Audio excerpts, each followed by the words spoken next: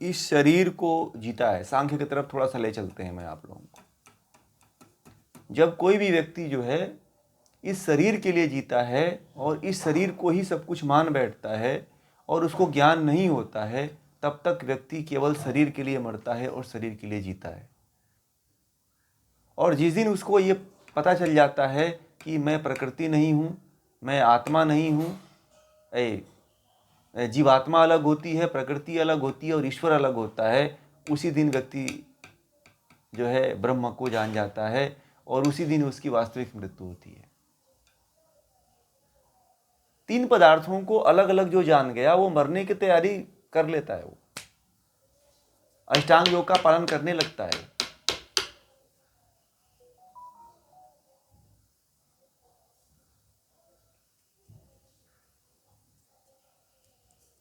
ठीक है, आप मरते कहाँ हो? जैसे कि भगवान श्री कृष्ण ने गीता में कहा कि मनुष्य जो है तब तक जन्म लेता रहता है जब तक कि वह मुक्त नहीं होता है। तो आप तो केवल शरीर बदल रहे हो ना। आज इस जन्म में आप ज्योति हो, पिछले जन्म में पता नहीं कौन सा पुरुष बन जाओगे आप। या हो सकता है कि आपका कर्म उतना अच्छा हो तो कोई ऋषि महर्षि बन जाओ, कोई देवता की कैटेगरी में पहुंच जाओ। या हो सकता है कि बहुत नीच योनियों में चले जाओ, आप कुत्ता बिल्ली बन जाओ। ये तो ईश्वर के पास आपका पूरा खाता है ना। उसमें तो जाओगे तो पूरा आमने सामने ईश्वर आपका पूरा न्याय करता है। तो मृत्यु यह नहीं है, एक प्रवाह है। ये जैसे चल रहा है शरीर, शरीर से आत्मा निकल गई, दूसरे शरीर में चली गई, तो इसको मृत्यु थोड़ी कहेंगे। मृत्यु का मतलब कि पुनः इस पृथ्वी पे जन्म न लेना, मुक्त हो जाना, इसी को वास्तविक मृत्यु कहते हैं। मैंने शुरू में ही कहा कि कोई बिरला ही व्यक्ति होता है जो मरता है। युगों युगों में कुछ लोग जो बड़े मेहनती होते हैं, बड़े ही परिश्रमी होते हैं, बड़े ही तपस्वी होते हैं, वही मुक्ति को प्राप्त करते हैं और उन्हीं की मृत्यु होती है। अभी मैं एक दिन सोशल मीडिया पे पढ़ रहा था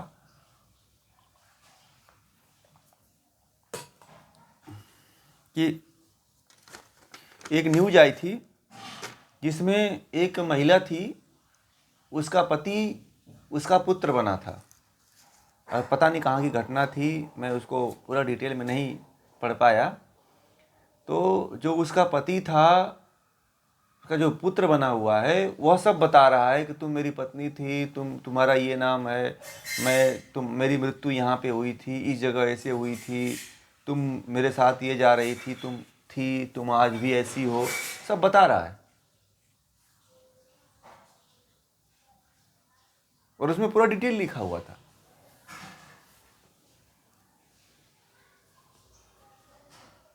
क्या कहोगे आप लोग, बताओ।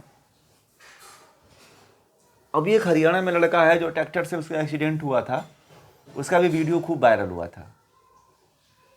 तो जहाँ मरा था, जिस ट्रैक्टर से मरा था और जहाँ पे जो सामान रखा था, उसका माँ उसको कहाँ सुलाती थी, कौन सा कपड़ा पहनाती थी, सब उसको याद है, सब बता रहा है।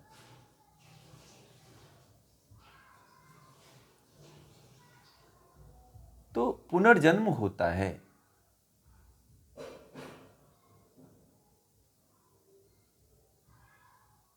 ठीक है, और जिसका पुनर्जन्म होता है उसकी मृत्यु नहीं होती है, तो ध्यान देना।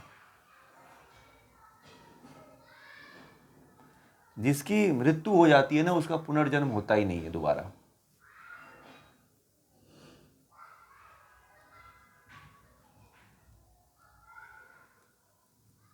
ठीक है, समझ में आ गई बात।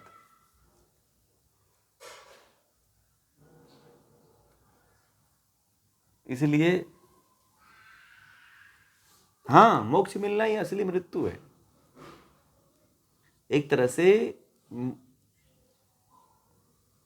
बोलिए बोलिए।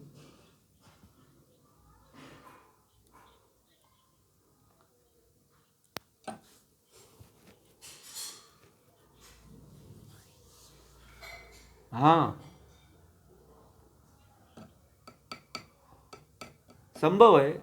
36 जो है, 36 बार जो सृष्टि बनती है और बिगड़ती है, उतने काल तक आप स्वर्ग में रहोगे। कम समय थोड़ी है वो। अगर बहुत समय तक आप बने रहो तो आपके अंदर जो है अज्ञानता भरी रहेगी ना, फिर पुण्य समाप्त हो जाता है। पुण्य के बल पे ही कोई जो है मोक्ष में रहता है, ज्ञान के बल पे ही ज्ञान क्षीण होने लगता है ना लंबे समय तक रहने से। ठीक है, लंबे समय तक मोक्ष में रहने से ज्ञान और पुण्य दोनों नष्ट होता है ना। इसलिए इतनी सृष्टि भगवान ने जो बना करके रखी हुई है, और आपके करोड़ों करोड़ों जन्मों के जो कर्म फल हैं उसको कौन भोगेगा? आप ईश्वर तो बन नहीं सकते हो ना।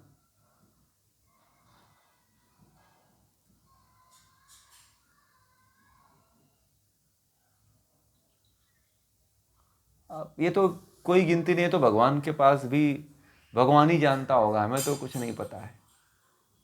आप जो मनुष्य जन्म लिए हैं, खाना खा लेते हैं और जन्मते ही अपने माँ का दूध पीने लगते हैं, इससे अनुमान लगता है कि आपका जन्म लाखों वर्ष हो गया, लाखों बार हो चुका है।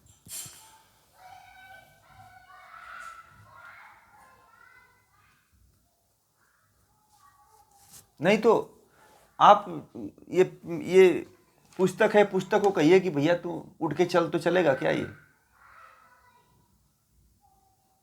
क्योंकि पुस्तक में ऐसा कोई संस्कार ही नहीं डाला गया है, परंतु जीवात्मा में संस्कार हैं उसके।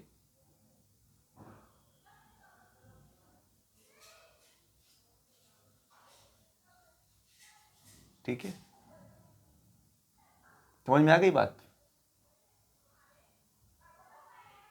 एकदम क्लियर कट रहिएगा, कोई संदेह मत रखिएगा किसी भी प्रकार का।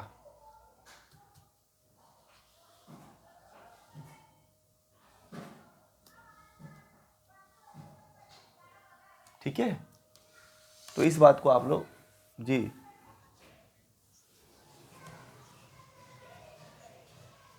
हाँ, आपका एक ही जन्म नहीं हुआ है, मैं बोला तो लाखों जन्म हो चुके हैं, और उन जन्मों की में आपने बहुत से गलत कार्य किया है, कुकर्म किए हुए हैं, पाप किए हैं, तो उसको कोई दूसरा व्यक्ति तो भोगेगा नहीं।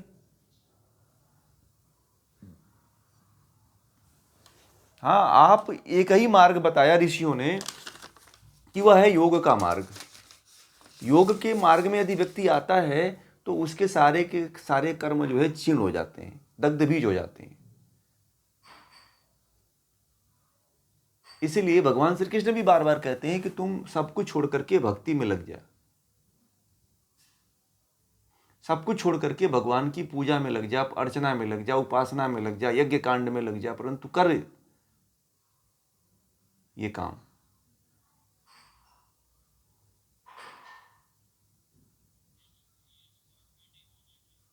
नहीं, कर्म कांड का वो सब कुछ छोड़ करके भक्ति का मतलब ये नहीं कि आप जो है कर्म कांड वाली भक्ति की बात मैं नहीं कर रहा। ध्यान वाली भक्ति, ध्यान में जाकर के साधना करो ना आप, आत्म साक्षात्कार करो, फिर परमात्मा को प्राप्त करो, ये भक्ति। भक्ति का मतलब कर्मकांड नहीं है। अभी आने वाला जो अध्याय है, 12वां अध्याय, वो भक्ति योग ही है।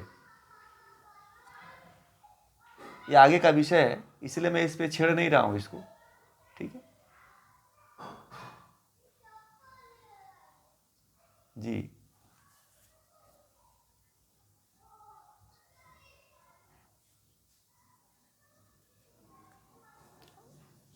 हाँ, जरूर मुक्त हो जाएंगे।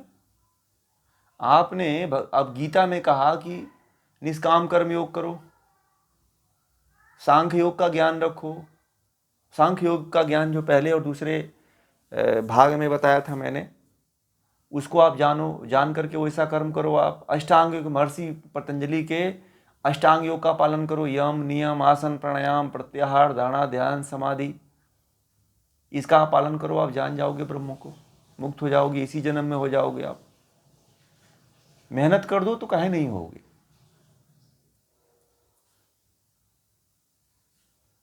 नहीं, वृत्ति कैसे होगी वो? आप तो नहीं, वापिस तो एक बहुत लंबा काल है भाई। ये इतना लंबा काल है कि आपको पता है कि अभी एक युग नहीं बीता है। अभी कितने लाखों सालों का ये एक युग होता है। वो तो 36 बार सृष्टि की बात हो रही है।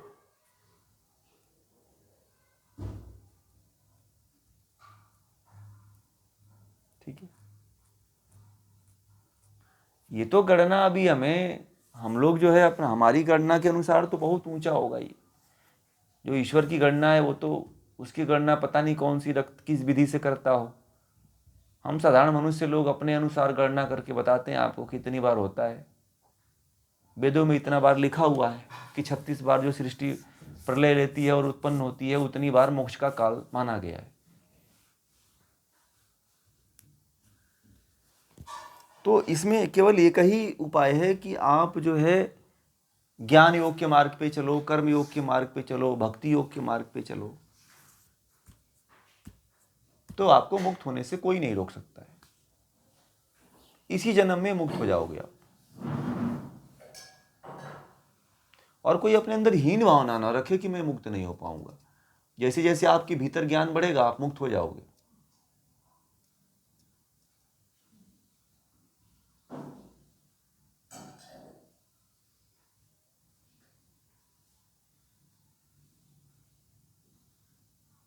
ठीक है ना, इसलिए मुक्त होने का प्रयास करो आप लोग। एक ही उपाय है, योग का मार्ग अपना लो, आप मुक्त हो जाओगे। इतने कष्ट सहना, इतने दुख सहना, इतने पीड़ा सहने की जरूरत ही नहीं पड़ेगी आपको फिर। ठीक है जी।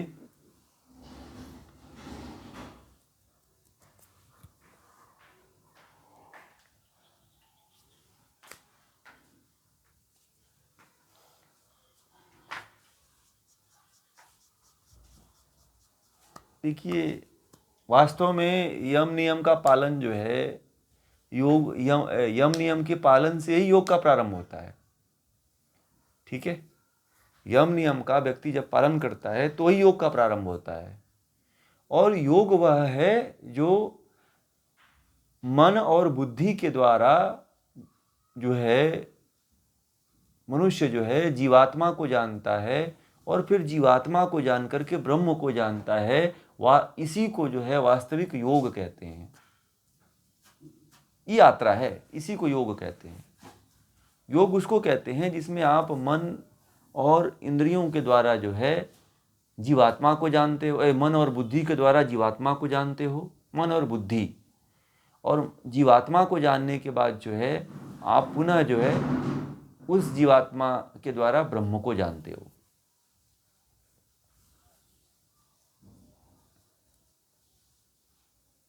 यही वास्तविक योग है।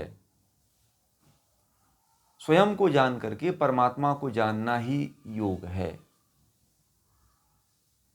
कम शब्दों में मैंने बताया आपको। अब मैंने इसके लिए शुरुआती दौर में गीता में ये कहा गया है कि 3 मार्ग बताया गया। एक ज्ञान का मार्ग बताया गया, एक कर्म का मार्ग बताया गया और एक भक्ति का मार्ग बताया गया। ज्ञान मार्ग क्या है बता सकते हैं आप लोग? ज्ञान मार्ग के बारे में एक शब्दों में, सांख्य का, गीता के अनुसार।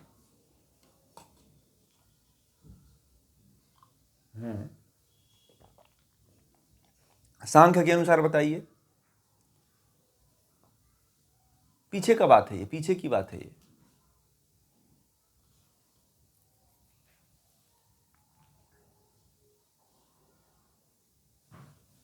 हाँ, 25 तत्वों का साक्षात्कार करना। ठीक है, और दूसरा कर्मयोग, निष्काम कर्मयोग करना, फलाशक्ति का त्याग करना। ठीक है, भक्ति योग क्या बताया था?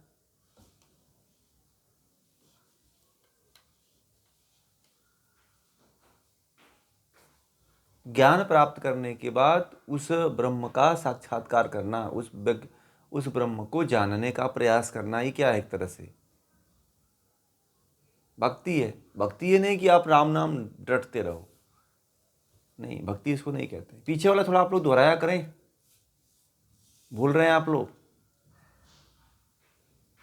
ठीक है, जो पीछे के जो 3 अध्याय हैं, ज्ञान कर्म जीवात्मा ज्ञान कर्म और भक्ति, ये तीनों को एक बार आप लोग पढ़ लीजिएगा कल। ठीक है,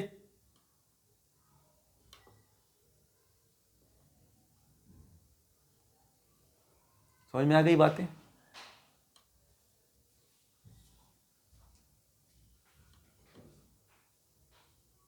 बहुत सिंपल तरीके से बताया, बहुत ज़्यादा तामझाम करने की आवश्यकता नहीं है। आप केवल जो है अभ्यास और वैराग्य अपने जीवन में लाते हो तो भी ब्रह्म को जान जाओगे, यम नियम का पालन करते हो तो भी जान जाओगे, केवल आप जो है तप स्वाध्याय और ईश्वर प्रणिधान करोगे तो भी ब्रह्म को जान जाओगे, आत्मा का साक्षात्कार कर लोगे, योग को प्राप्त हो जाओगे आप। हठ योग का पालन करते हो तो भी आप ब्रह्म का साक्षात्कार कर लोगे। हठ योग में भी अष्टांग योग है, उसका पालन करेंगे तो भी आप मुक्त हो जाएंगे। तो मुक्त होने के लिए तो बहुत से मार्ग हैं।